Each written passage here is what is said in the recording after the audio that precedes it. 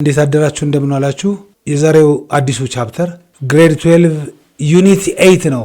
ኢን አዘር ወርድ ምን ማለት ነው? ፖስት 1991 ዴቨሎፕመንት ኦር አፍተር ዘ ፎል ኦፍ ደርግ ከወደቀ በኋላ የኢህአዴግን ዘመን የምናይበት ነው ማለት ነው። ዘ ኦቨርስሮ ኦፍ ዘ ደርግ ዘ ሚሊተሪ ሪጅም ኦፊሻሊ ወታደራዊ አገዛዝ ኦፊሻሊ ኦቨርስሮን ኦን ጁን 28 1991 when EPRDF ኢንተርድ ኢንቱ አዲስ አበባ ማለት ነው። አዲስ አበባ ሲገባ ዘ ቪክትሪ ዋዝ አቺቭድ ባይ a coalition of armed rebels known as EPRDF Ethiopian People Revolutionary Democratic Front ወይም በአማርኛው ኢህአዴግ የሚባለው ነው። A national conference was convened or held in አዲስ አበባ ብሔራዊ ስብሰባ ወይ ብሔራዊ ኮንፈረንስ አዲስ አበባ ላይ ጁን 1991 ተደርጎ የሀገሪቱን የወደፊት ዕጣ ፈንታ ምን መሆን አለበት የሚለውን የተወሰነበት ነው። አዲስ አበባ ላይ በተደረገው ስብሰባ ማለት ነው what we call transitional government የሽግግር መንግስት ቻርተር ተቋቋመ። ይሄ የሽግግር መንግስት ቻርተር ዋት ኢት ሴይዝ ሌጋል ፍሬምወርክ ነው። እስከ 1995 አዲሱ ህገ መንግስት ከሚዘጋጅበት ድረስ ያገለግል የነበረ ህጋዊ መሰረት ነው ማለት ነው። ኢን አዘር ወርድ ይሄ ትራንዚሽናል ገቨርንመንት ቻርተር እንለዋለን። የሽግግር መንግስቱ ቻርተር ተብሎ ይጠራል። ሶ ስታብሊሽድ ትራንዚሽናል ገቨርንመንት ቻርተር ምን አደረገ? ፐርማነንት ገቨርንመንት እስከሚቋቋም የጊዜያዊ የሽግግር መንግስት ሆኖ አገልግሏል። ሶ አቀማመጡን ባጭሩ ለማስቀመጥ ኢሚዲየትሊ አፍተር ዘ ፎል ኦፍ ደርግ 1991 ደርግ ከወደቀ በኋላ ብሔራዊ ስብሰባ ተደረገ አዲስ አበባ ላይ። ይሄ ብሔራዊ ስብሰባ የትራንዚሽናል የሽግግር ቻርተር አቋቋመ። ይሄ ትራንዚሽናል ገቨርንመንት ቻርተር እስከ 1995 አዲሱ ህገ መንግስት እስከሚዘጋጅበት ድረስ በዚህ በትራዲሽናል ቻርተሩ ትራንዚሽናል ገቨርንመንት ተቋቋመ ማለት ነው። ቻርተሩ ህገ መንግስት ነው፣ ትራንዚሽናል ገቨርንመንት ተቋቁሟል ማለት ነው። በትራንዚሽናል ገቨርንመንት የአስተዳደር ለውጦች ነበሩ። አዲስ የሆነ የአስተዳደር ስትራክቸር በፊት የነበረው 14 ክፍለ ሀገሮች ብቻ ነበሩ። በቃ ቤዝድ ኦን ጂኦግራፊካል ማለት ነው። ጂኦግራፊካሊ የነበሩት 14 ናቸው። አሁን ግን ምንን ያደረገ ማንነትን መሰረት ያደረገ ኢትኒሲቲን እና ቋንቋን መሰረት ያደረገ አዲስ የአስተዳደር ስርዓት ተቋቋመ። ሶ 14 ሪጅንስ ዌር ስታብሊሽድ ሪፕሌሲንግ ዘ ፕሪቪየስ 14 ጂኦግራፊካል የነበሩትን ፕሮቪንስ የነበሩትን እነሱኑ ኢትኒሲቲያቸውና ቋንቋቸውን ማንነታቸውና ቋንቋቸውን መሰረት ያደረገ የአስተዳደር ስርዓት ተቋቋመ ማለት ነው። ሌላው ነገር ምንድን ነው?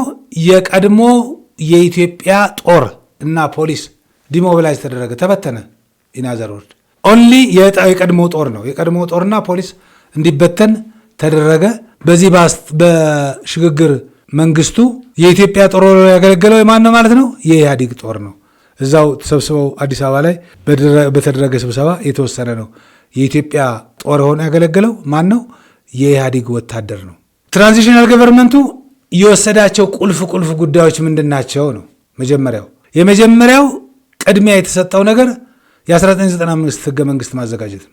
የህገ መንግስት ምንድን ነው? አርቃቂ ኮሚሽን ወር አሴምብሊ መሰብሰብ ማቋቋም፣ ኮንስቲቱት አሴምብሊ የህገ መንግስት አርቃቂ ኮሚሽን ማቋቋም፣ አሁን ያለውን ቋሚውን ዶክመንት እንዲወጣ የህገ መንግስቱ ወጥቶ ለፐብሊክ ዲስከሽን ለህዝባዊ ውይይት እንዲቀርብ ማድረግ ነው።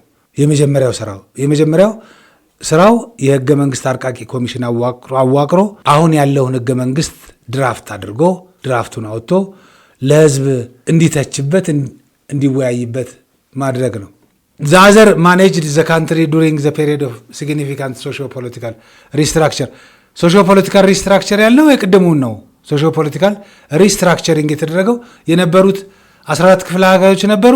14ቱን ክፍለ ሀገር በጂኦግራፊካል ነው እንትን የተብለው የነበረው 14ቱም ክፍለ ሀገሮች ኤርትራን ሳይጨምር ነው። አሁን ኤርትራን ሳይጨምር 14ቱን በማንነታቸውና በቋንቋቸው ሲዳማ፣ ኦሮሞ፣ ጉራጌ፣ አማራ እየተባባሉ እንዲከፋፈሉ እና 14ቱ እንዲሆኑ የተደረገው በኋላ ነው። በህገ መንግስቱ እንደገና ብሔራዊ መንግስታት ተብለው የተቋቋሙት የአማራ ብሔራዊ፣ የኦሮሞ ብሔራዊ፣ የትግራይ እየተባሉ የተቋቋሙት በኋላ በህገ መንግስቱ በሚፈቅደው መሰረት ነው። እስካሁን ያወራናቸውን ጉዳዮች በእነዚህ ሁለት ጥያቄዎች ያነሱ ጥያቄዎች በእርግጥ ለዛሬው ሁለት ጥያቄዎች እንቋጫቸው።